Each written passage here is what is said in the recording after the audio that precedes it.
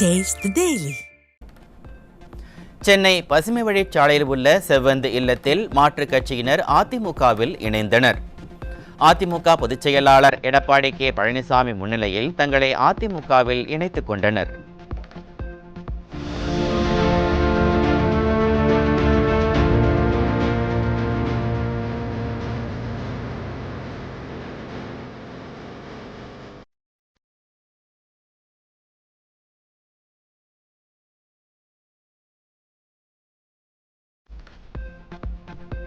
விழுப்புரம் மாவட்டம் செஞ்சி அருகே வெள்ள நிவாரண நிதி 2000 ரூபாய் வழங்காத திமுக அரசை கண்டித்து 100க்கும் மேற்பட்ட பொதுமக்கள் கொட்டும் மழையிலும் சாலை மறியல். ஸ்டாலினின் திமுக அரசு மக்களை வஞ்சிக்கும் அரசாக உள்ளது என குற்றச்சாட்டு.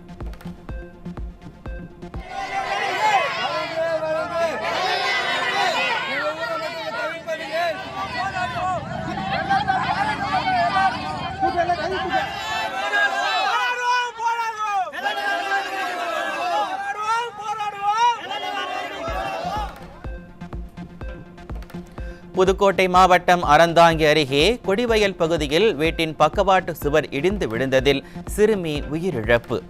மழைநீர் வடிய திராவிட மாடல் அரசு உரிய நடவடிக்கை எடுக்காதலேயே இந்த அவலம் நேர்ந்ததாக அப்பகுதி மக்கள் குற்றச்சாட்டு.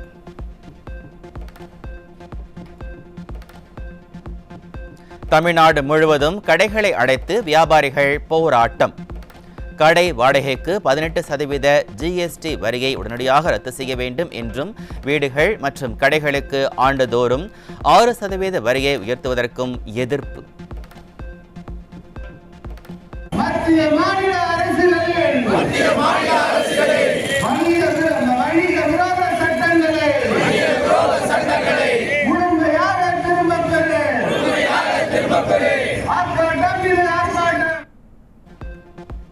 விடியா திமுக ஆட்சியின் அவலங்களை சட்டப்பேரவையில் எடுத்துரைத்த கழக பொதுச் செயலாளரை பற்றி தனி மனித தாக்குதல் நடத்தியிருக்கும் பச்சோந்தி மந்திரி ரகுபதிக்கு கடும் கண்டனம்.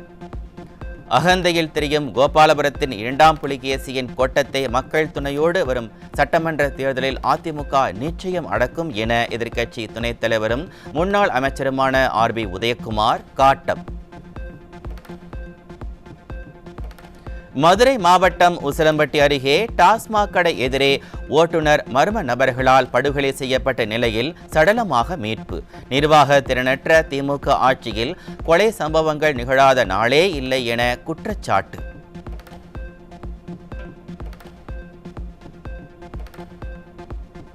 கன்னியாகுமரியில் மர்மமான முறையில் தச்சு தொழிலாளி கழுத்து நெரித்து கொலை. திமுக ஆட்சியில் கொலை சம்பவங்கள் சர்வசாதாரணமாக நடைபெறுவதால் கேள்விக்குறியாகும் சட்டம் ஒழுங்கு. விழுப்புரம் மாவட்டம் மயிலம் அருகே கல்லூரி மாணவர்களிடம் விற்பனை செய்வதற்காக வைக்கப்பட்டிருந்த 250 கிராம் கஞ்சா மற்றும் போதை மாத்திரைகள் சிக்கின. நிர்வாக திறனற்ற திமுக ஆட்சியில் மாணவர்கள் இளைஞர்கள் போதைக்கு அடிமையாகி வருவதாக பெற்றோர் குற்றச்சாட்டு.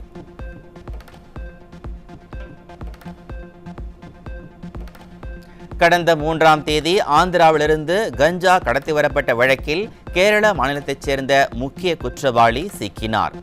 சிறு சிறு வியாபாரிகளை கைது செய்யாமல் மொத்த வியாபாரிகளையும் கைது செய்ய வேண்டும் என மக்கள் வலியுறுத்தல்.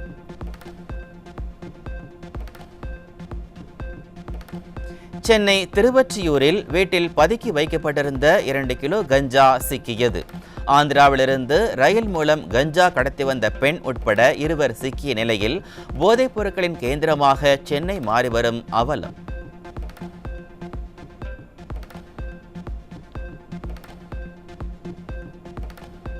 கடலூர் அருகே வேனில் ரகசிய அறை அமைத்து கடத்தப்பட்ட 30 லட்சம் ரூபாய் மதிப்பிலான 72 குட்கா மூட்டைகள் சிக்கின.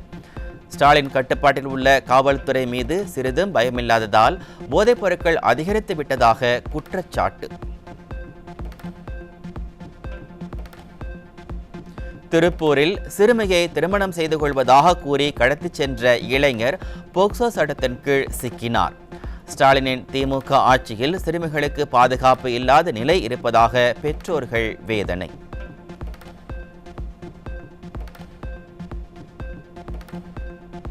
தேனி மாவட்டம் ஆண்டிப்பட்டி அருகே உள்ள ஊராட்சி ஒன்றிய நடுநிலைப்பள்ளி கட்டிட மேற்கூரை கான்கிரீட் பூச்சி பெயர்ந்து விழுந்த அவலம். திமுக ஆட்சியில் முறையாக ஆய்வு மேற்கொள்ளாத மாவட்ட பள்ளி கல்வித்துறையின் அலட்சியமே காரணம் என மக்கள் குற்றச்சாட்டு. சென்னை, செங்கல்பட்டு உள்ளிட்ட 23 மாவட்டங்களில் இன்று கனமழைக்கு வாய்ப்பு.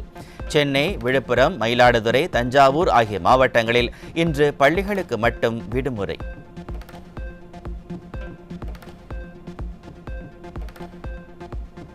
தொழிற்சாலைகள் அதிகம் இருக்கக்கூடிய சென்னை எண்ணூரில் கடந்த 3 நாட்களாக வாயுக்கசிவு ஏற்பட்டு வருவதால் மக்கள் பீதி.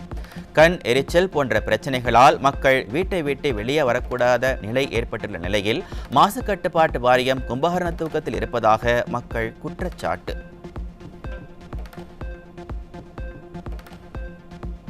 கன்னியாகுமரி மாவட்டம் குளச்சல் மீன்பிடி துறைமுகத்திலிருந்து கடலுக்கு மீன்பிடிக்க சென்ற விசைப்படகு மீது மோதிய கப்பல். சேதமடைந்த விசைப்படகு கடலுக்குள் மூழ்கும் காட்சிகள் வெளியீடு.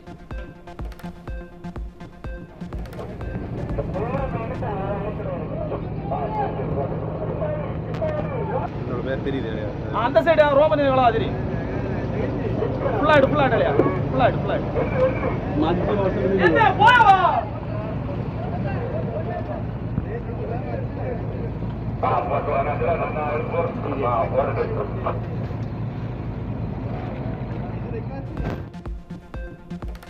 விழுப்புரம் நகராட்சிக்கு உட்பட்ட வார்டுகளில் வெள்ள நிவாரண நிதி வழங்காத ஸ்டாலின் அரசை கண்டித்து கொட்டும் மழையில் மக்கள் சாலை மறியல்.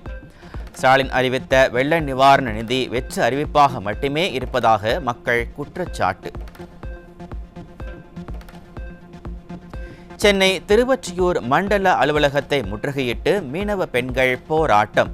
மீன் மார்க்கெட் பகுதியில் புதிய மார்க்கெட் கட்டித்தருவதாக கூறி திமுக அரசு தங்களை ஏமாற்றி வருவதாக குற்றச்சாட்டு. தூத்துக்குடி மாவட்டம் திருச்செந்தூர் அருகே ஒரே கிராமத்தைச் சேர்ந்த 200க்கும் மேற்பட்ட மக்கள் தோல் நோயால் பாதிப்பு. கும்பகர்ண தூக்கத்தில் இருக்கும் சுகாதாரத்துறை முறையாக மருத்துவ முகாம் நடத்த வேண்டும் என வலியுறுத்தல். எதிர்க்கட்சிகள் தொடர் அமளியில் ஈடுபட்டதால் மாநிலங்களவை நாள் முழுவதும் ஒத்திவைப்பு. ஜெக்தீப் தங்கர் மீதான நம்பிக்கையில்லா தீர்மானம் குறித்து விவாதிக்க கோரி எதிர்க்கட்சிகள் அமளியில் ஈடுபட்டதால் ஒத்திவைப்பு.